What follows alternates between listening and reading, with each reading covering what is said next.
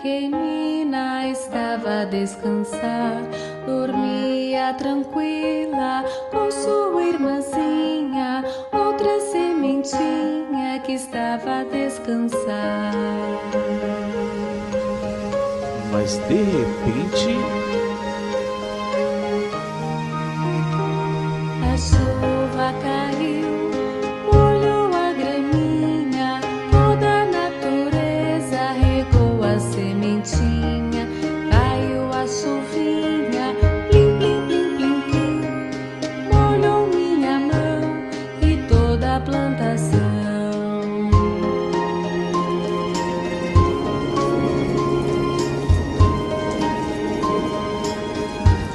e a chuva foi diminuindo, diminuindo e ficou só o chuvisco, que também foi diminuindo, diminuindo e de repente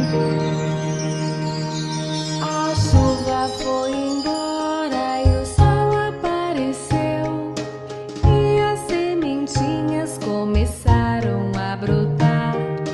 Vamos acordar, o sol está brilhando. Vamos levantar, vamos já brincar.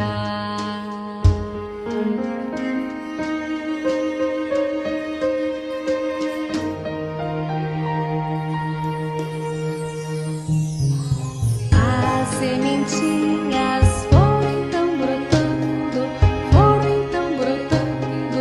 nelas vi surgir galhos, folhas e também florzinhas muito coloridas, que lindo jardim. Logo vieram muitos visitantes, muitas borboletas, muitos passarinhos.